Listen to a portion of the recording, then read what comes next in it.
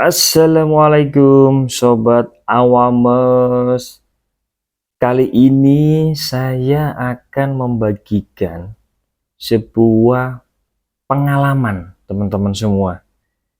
Jadi teman-teman Sobat Awames semua, jika teman-teman pengen alat elektroniknya awet, punya TV, smart LED, kemudian punya peralatan elektronik lainnya seperti konsol PS4, PS5, Xbox, dan lain-lain awet, jalan satu-satunya adalah dengan menambah alat UPS.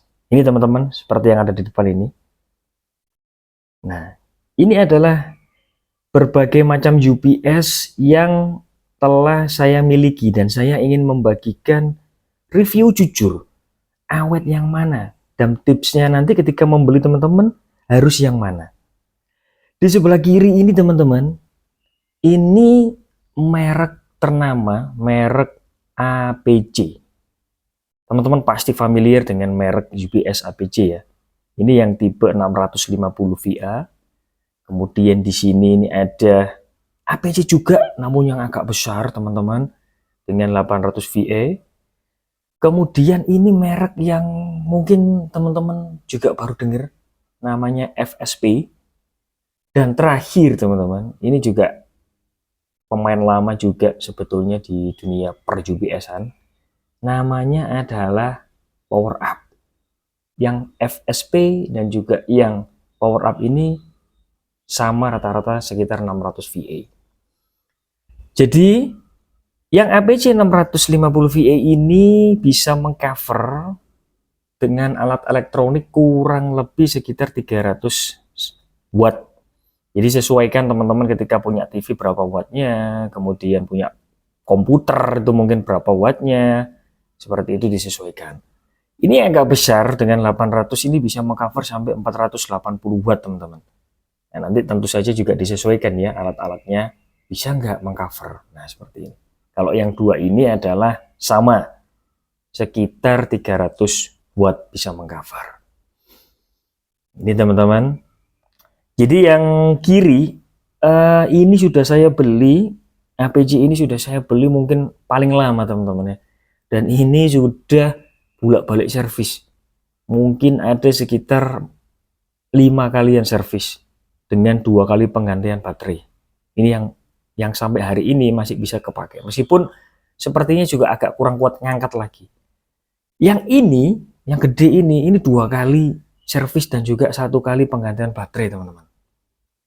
Dan hari ini sudah tidak bisa dipakai lagi gitu. Dan sepertinya saya tidak akan untuk servis lagi ya teman-teman, mending beli yang baru ya gitu. Karena sekali servis dan ganti baterai juga sebetulnya bisa buat beli UPS baru sekitar 400 ribuan gitu. Ini FSP, ini juga pemakaian kurang lebih 3 tahunan. Hari ini masih awet. Hari ini masih awet dan masih bisa ngangkat untuk mengcover.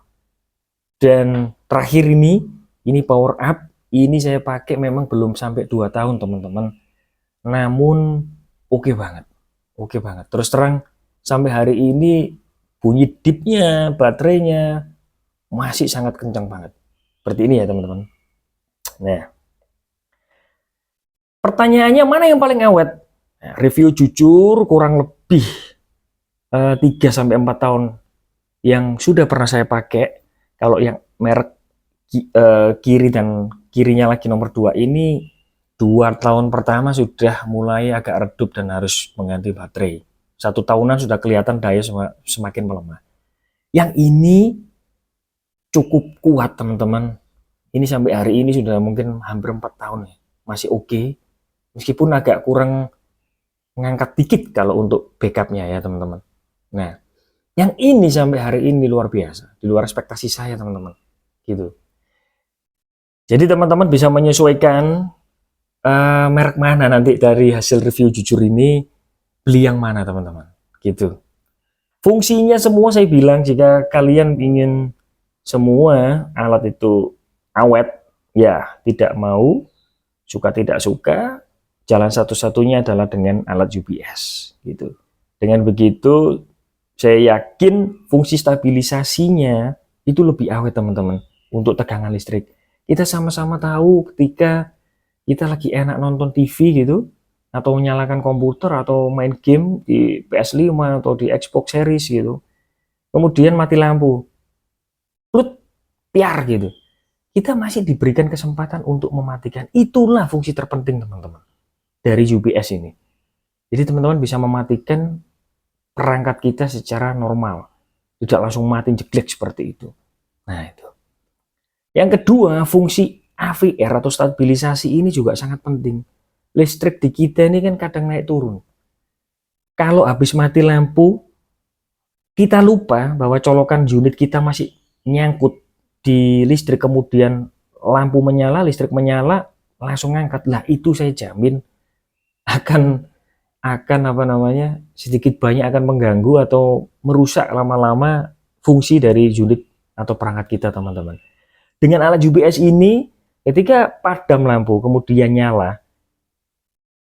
itu perangkat kita nggak langsung nyala. Jadi ini dulu yang mengcover aliran listrik, terus sampai stabil, baru nanti dialirkan ke unit kita.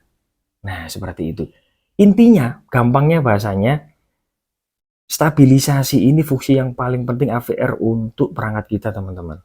Jadi kadang tekanan turun, tekanan naik. Nah, ini tentu saja bisa merusak dari perangkat kita. Inilah fungsinya, teman-teman. Nah, ini. Jadi ada APC 650, kemudian juga ada APC yang 800 volt ampere, kemudian ada FSP, kemudian juga ada merek power up. Jujur kesimpulannya teman-teman, dari pengalaman saya pribadi, merek yang paling kanan inilah yang paling awet sampai hari ini. Gitu. Tips teman-teman yang mau membeli UPS, pertama cari merek yang garansinya lama, dan semua yang ada di sini garansinya minimal setahun ya teman-teman, minimal 1 tahun semua.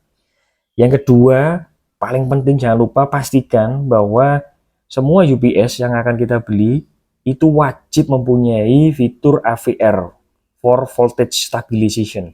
Jadi punya stabilisasi tegangan listrik, wajib itu teman-teman ya. Dan terakhir, ini yang tidak dimiliki oleh semua UPS. Wajib punya fitur namanya apa ya? Bahasanya adalah auto restart. Nah, auto restart well.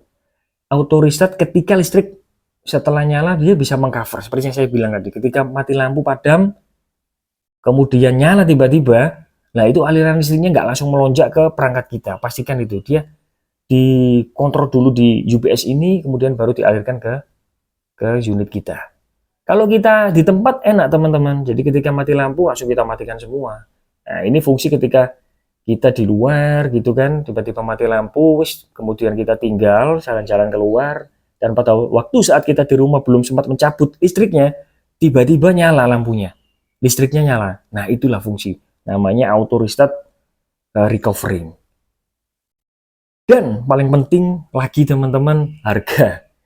Jadi pastikan sesuai dengan budget. Saran saya yang terakhir adalah baiknya satu alat satu UPS. Memang agak butuh value lagi ya.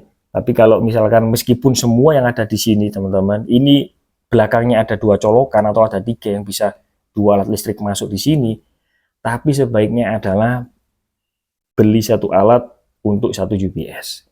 Jadi misalkan ini untuk TV, kemudian yang ini untuk watt yang lebih besar, mungkin PS5 atau Xbox yang wattnya sangat besar gitu, dan seperti itu dan seperti itu. Dijamin sampai hari ini teman-teman, alat-alat yang sudah saya pasangi UPS ini, baik TV, smart TV Sony yang 65 inch seperti yang ada di sini. Nah ini besar. Kemudian Xbox juga, PS, itu sampai hari ini awet semua teman-teman. Itulah fungsi ini. Itu teman-teman, pengalaman berbagi saya yang bisa menjadi rujukan mungkin bagi teman-teman yang hendak memilih atau membeli UPS. Terima kasih.